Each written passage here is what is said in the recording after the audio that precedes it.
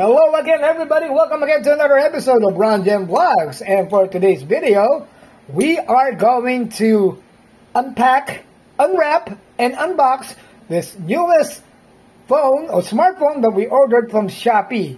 This is the Infinix Hot 30i smartphone. Yeah. Yeah, pero just to give you a little background, itong Infinix na to ay in-order natin kahapon lamang, no? At after a day, deliver na po siya dito sa amin, sa General Trias. Okay? So, we placed this order December 1, and the following day, which is today, December 2, dumating po. So, next day, delivery na naman po. So, kudos ulit po sa seller, sa courier, at kay Mamang Rider na nagdala dito sa aming tahanan, dito sa General Trias, Cavite. So, ang gagawin po natin ngayon, i-unbox po natin ito. At, pakikita po natin naman, hopefully, hindi po ito yung dreaded sabon o dreaded, dreaded panghilod o dreaded bato. Alam mo, hindi naman siguro. Titignan muna natin, syempre, para protection din natin sa sarili natin na para nga naman matiyak nga natin na ang in-order natin ay exactly what it is. Okay? Lalo na magit pakamahal ng mga mobile unit. Actually, hindi naman talaga napakamahal nito. This is another one of those sabihin na natin na very affordable smartphones na entry-level phones na nasa market ngayon. So, ito nga po yung Infinix Hot 30i, and I'm sure na nakapag-review na po, nakapanood na po kayo ng mga reviews ito because it has been out on the market for quite some time, since March 2023, this year, if I'm not mistaken po. So, yung nga po gagawin natin, bubuksan natin ito gamit ng ating plastic cutter at titingnan natin ang tamang kung tama nga ito nga in-order nga natin. And yeah, gagawa po tayo ng review nito, ng sarili nating review. Titingnan natin if we're completely satisfied with this unit, kung tama naman, kung worth it nga naman ang presyo nito, kung tama lamang ang presyo nito dito sa unit niyang ito, sa model na ito, itong Infinix Hot 30i. Review natin ito na naayon sa sarili nating pananaw, no? At hindi naman kailangan tayo mapaka-expert dito. Titignan na natin. So, isang katulad ko kung completely satisfied tayo dito sa binili natin smartphone na ito. Okay? Pero bago pa tayo gawa ko doon, bago po natin buksan ito, inimbita ko muna kayo mag-like, share, and subscribe dito sa ating YouTube channel. Kung bago lang po kayo dito, yung nga po, subscribe lamang po kayo, upload kayo ng mga videos natin. At kung kayo po dati na po tumatakitin itong ating YouTube channel, maraming salamat po sa patuloy ninyo pagsuporta dito sa Ron Gem Vlog. So, ito na po, magpapasko. Ito po ay pararegalo ko sa ko, baka po niya po ito. So, bubuksan na po natin ngayon. Ito po, gamit ng ating plastic cover. Okay, so let's cut through the plastic here. And, alright, here we go. Now, let's try to be more careful here. Okay. Sisiyasatin po muna natin ang laman. Okay. Okay, it's nicely wrapped in the bubble wrap. And, ito yung kanyang packaging tape. Nakikita-kita na natin ang box niya. Alright. Okay, buksan pa natin ng kaunti. Yan. Of course, hindi natin pakikita waybill for privacy reasons.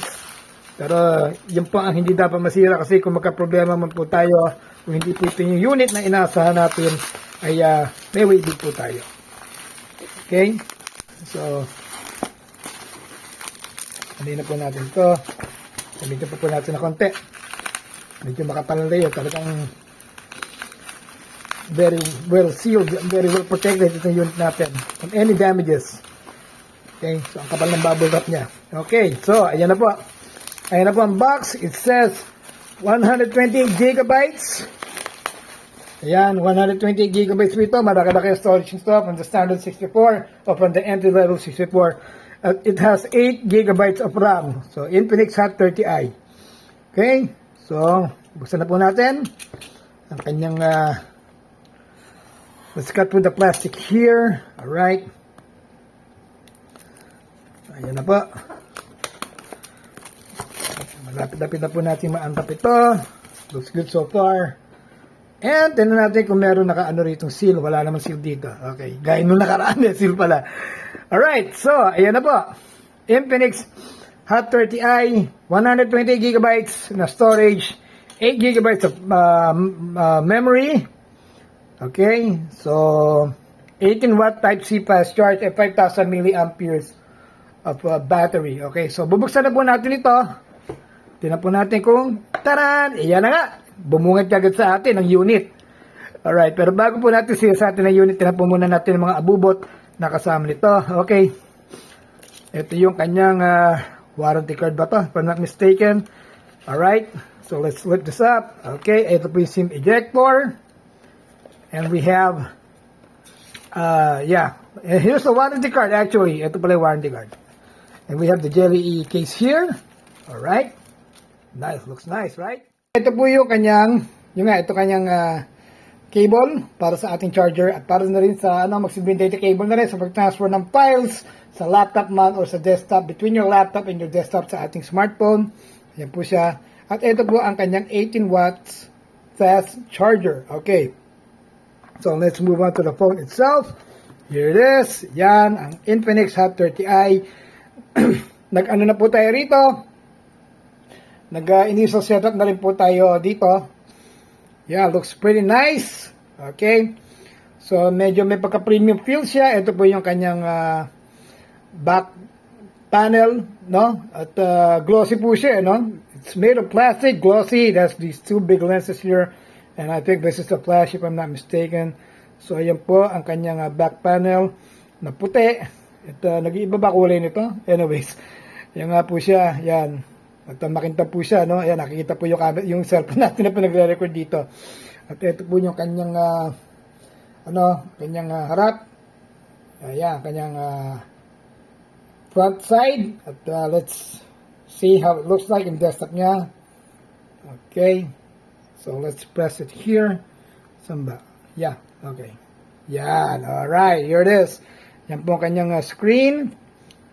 Okay, okay naman. I'm liking this so far. This is IPS, not AMOLED, no? Kaya ganyan po siya. Okay, so, tingnan po natin yung sa panabi. Ito yung 3.5mm jack para sa mga headset po natin. At microphone, kung ano man. Yung alam po, this did not come in with a microphone. So, this did not came in with a headset. Yung nga po, wala po siyang headset na kasama. Ito ang kanyang Type-C port at ito po ang kanyang speaker.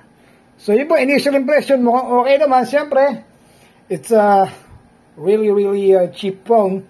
Kasi nakuha nga po natin ito sa murang halaga rin, gaya ng Tecno Spark Go 2024 na in-unbox natin, so link upload natin. Pero bago po tayo dumako sa presyo, ay tinanap po muna natin dito. Ito, may malaking bezel siya rito. Ayan, malaking bezels niya. Okay, so yun, kumain ng kunting real estate sa screen. At ito po yung kanyang teardrop or raindrop na, o water drop na front camera. Okay, so yun nga po, it looks pretty neat naman. It looks pretty nice. And I'm liking this so far. So yun nga po, nakuha po natin ito sa lagang 3,387 from its regular price of 4,099. Okay? So naka-sale din po ito nung nakuha po natin sa Shopee.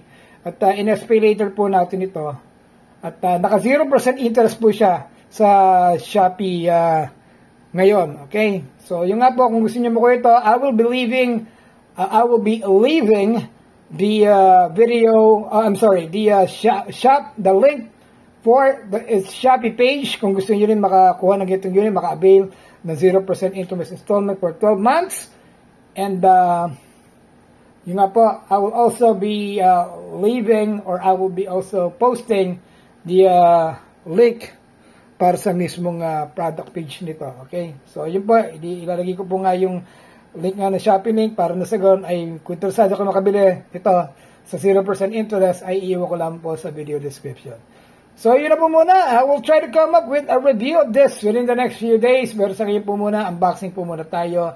And maraming salamat po ulit sa patuloy ninyong pagsuporta dito. Panonood ng mga uploads natin dito sa Ronjan Vlogs. Kaya po ang dami napupunta doon. Kaya siguro natin ayusin to, no?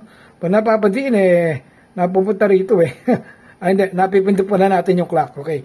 So yun po. Thank you so much for helping our channel grow. And hopefully makapag-post po tayo ng mga susunod pang videos. So, tech videos dito, mga unboxing videos, kung magkakaroon tayo ng sapat na pondo pa no?